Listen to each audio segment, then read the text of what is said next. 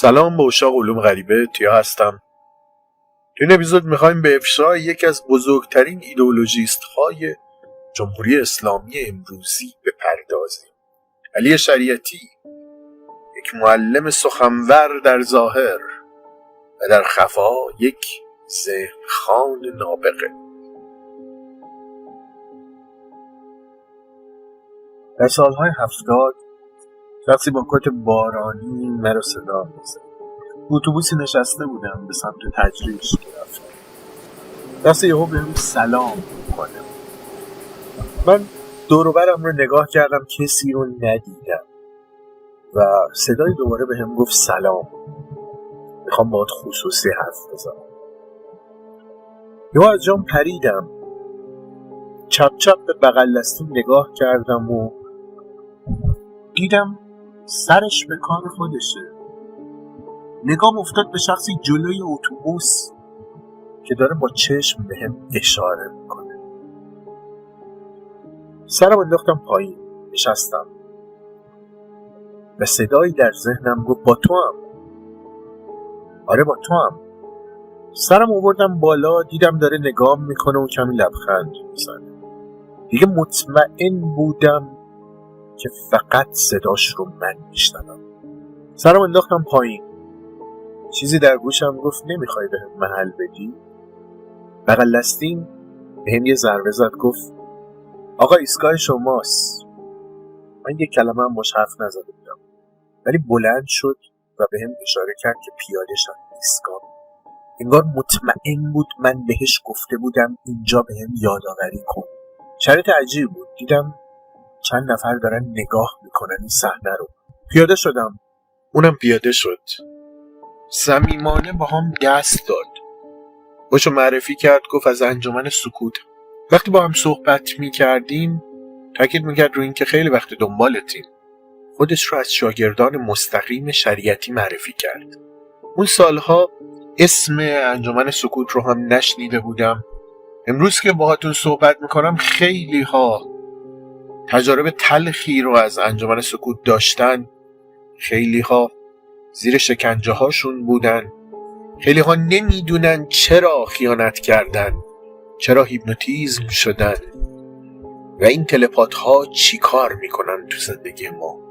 ولی یکی از مؤثرترین ابزار جادویی مخفی هر دولت تلپات هاشه.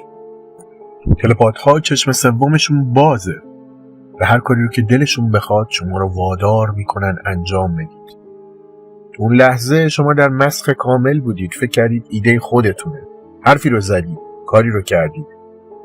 بعدن به خودتون که میاید میبینید اصلا شما نبودید، مثل همون بغل دستی بینوای من در اون اتوبوس که نمیدونه چرا این حرف رو من زده و شاید یادش هم نمیومد.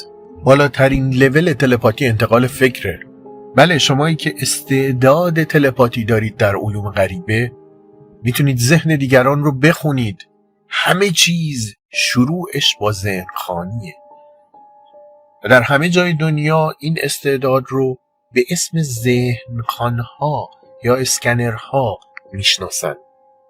در ایران اسمشون انجمن مخفی سکوته و وقتی به درجات بالایی میرسن که سالیان سال تمرین رو میطلبه، میتونن افکار خودشون رو در ذهن مخاطب قرار بدن. علی شریعتی بدعت گذاری تلپاتی و ذهنخوانی در ایران بوده.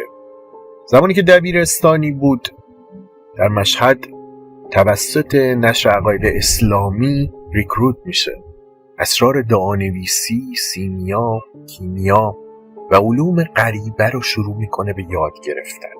تا سالیان سال بعد که سفرهای زیادی داره به کشورهای خارجی با علم روز آشنا میشه و به ذهنخوانی خودش کاملا مسلط میشه و ایده های انقلابی زیادی در ذهنش شکل میگیره.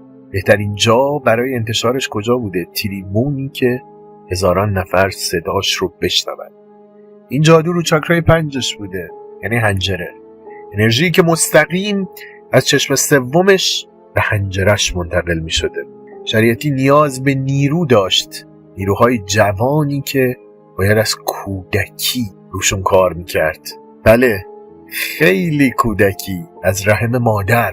دارویی رو پیدا میکنن به اسم تالیدوماید که به زنهای باردار میدن. اولین سوژه های آزمایشگاهی برای خودش پوران بود، زن خودش و بچه های خودش.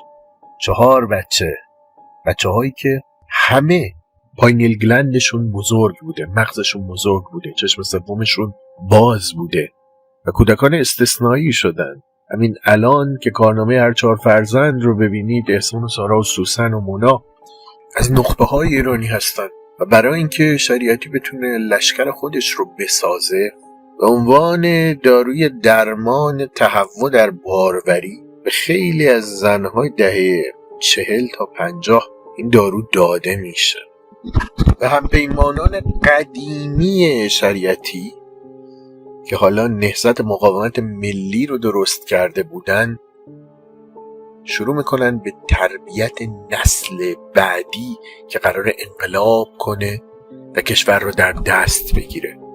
کودکانی با استعدادهای ماورایی، اولین ابر انسانهای ایرانی، اولین ذهنخوانان ایرانی، و اونجا انجمن مخفی سکوت شروع به کار میکنه.